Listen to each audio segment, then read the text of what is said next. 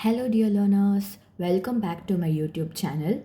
Today I'm going to take fundamentals in teaching aptitude, fundamentals and which are really important for the examination point of view.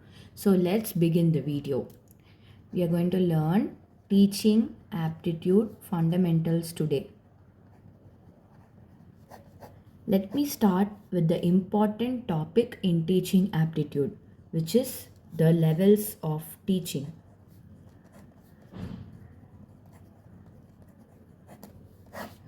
Levels of teaching, to begin with, just remember a pyramid.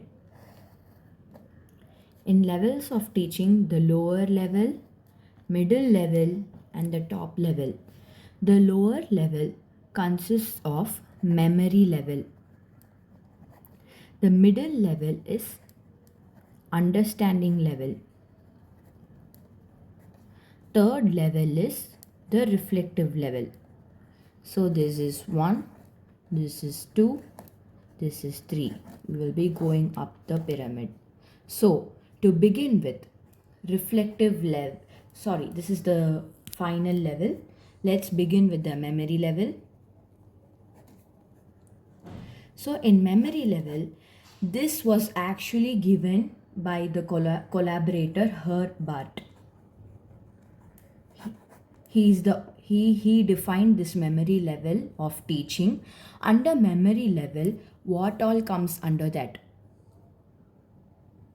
This was propagated by Herbart. He defined the memory level of teaching. This is the first level of teaching, and this level is to do with the cramming, rote learning and repetition of what you're learning. Cramming, rote learning, memorization,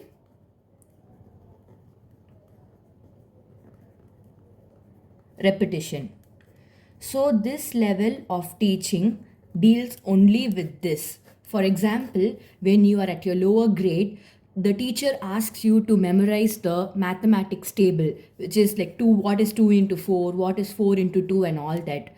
That comes under the memory level. It's plain, it's just to do with the rote learning, memorization and repetition, so that the information goes into your mind and the factual information just gets into your head. That is to do with the memory level teaching. In exam point of view, there is this question: in which level of teaching does drilling comes under? So the answer for that would be memory level. Because drilling is also to do with rote learning, memorization, repetition and cramming. It's all the same. So memory level is it is suitable only for the lower level students, just to make them remember the factual information. These are the things under the memory level which you have to remember. Next one is the understanding level. This comes second in the pyramid. We saw memory level. Next, in the middle one is the understanding, and the final one is the reflective level of teaching. Under this understanding level was propagated by Morrison. These names are really important and it will be asked in the examination. So Morrison. This is a bit higher level learning. Here, a key point to be remembered when the questions are asked in the examination is generalizations, principles and facts. So from the memory level, when a student goes to the understanding level, he can generalize, he can have his own generalization, he can differentiate between the principles and the facts, and the basic thing is to comprehend. In this level, they will comprehend their learning. Comprehend, that is understanding what they are learning in a deeper way. So deeper learning. And this level, when you do deeper learning, what will be the output? You will have a mastery of the subject. So generally, establishing facts and principles and more deeper and higher learning happens in the understanding level, and it was propagated by Morrison. So that's all for the understanding level, which you have to remember. So the third one is the reflective level. We saw the pyramid. The first one is the memory level. The second one is the understanding level, and the third one is the reflective level. So reflective level is the highest learning level. Here you are going to apply what all you have learned in the earlier levels. It's basically promoting the problem solving skills of the student. Problem solving skills, and it leads way to critical thinking. So here the learner occupies the primary place. Teacher occupies the secondary place. And one more important thing is that the problem solving skill and critical thinking are the key words here, and its application of what they learned. One important point here is that students are intrinsically motivated. That's how they achieve the reflective level of learning. So this is the final one, and one important thing is that this was propagated by Hunt. Remember the name Hunt. So while we saw the memory level, understanding level and reflective level of teaching, there is one level which precedes all the three, which is the autonomous development. This was given by Morris L. Biggie, and in which year?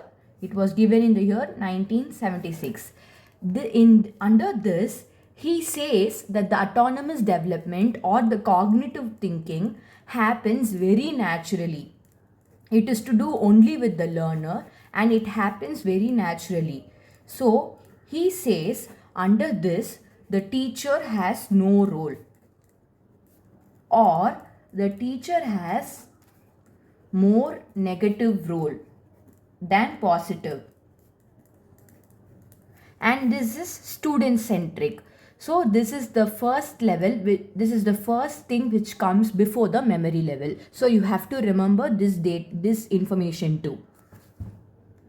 So while we learnt all the levels of teaching, next we are going to look under Bloom's taxonomy, which is very important for the exam.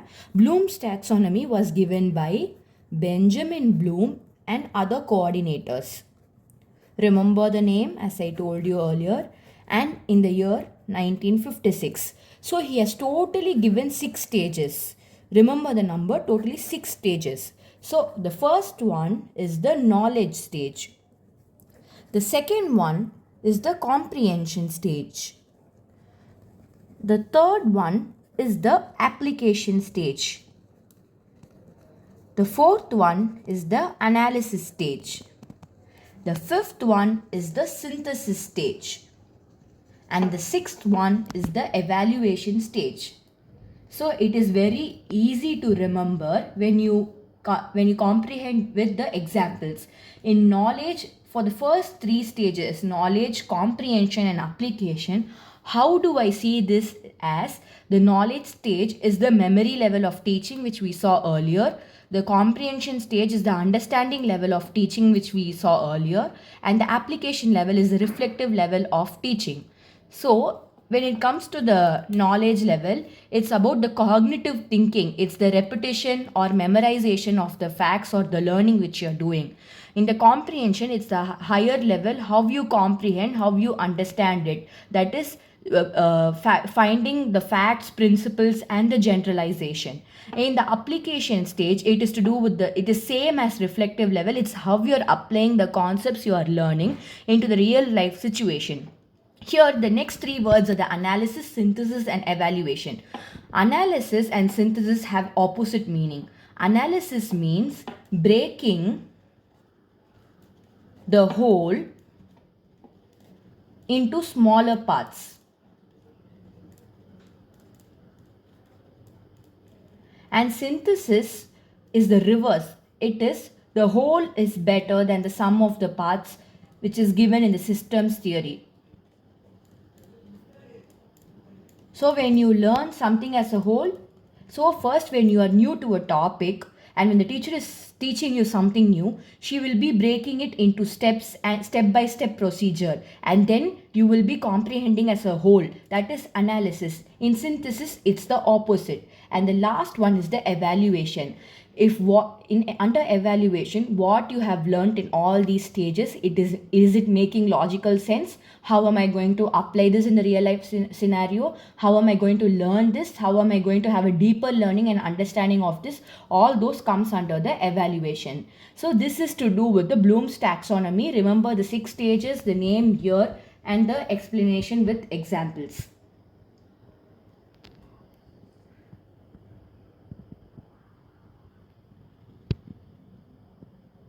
The last topic for the day is the metacognitive learning.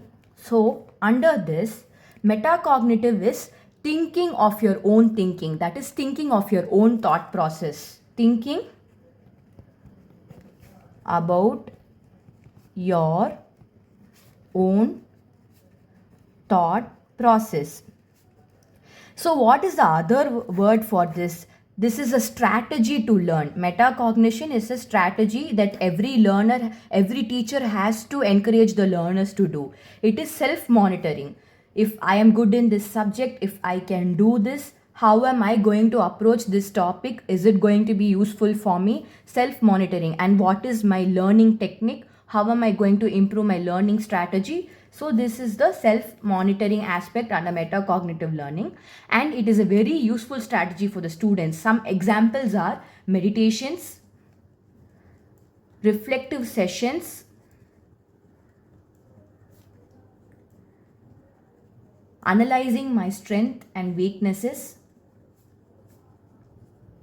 and the list goes on. So it's thinking about how one's thoughts process works. It's self-monitoring. That is the main keyword. And this was introduced by John Flavel in the year 1970s. Again, the author name is important. So today we learned the levels of teaching, and then Bloom's taxonomy, and metacognitive strategy. These are all important topics and fundamentals, and these are 100% asked in the examination under teaching aptitude. I hope you have understood this session and you will make notes on this. Wishing you all the best. Thanks for watching. Please like, share and subscribe for better content in the future.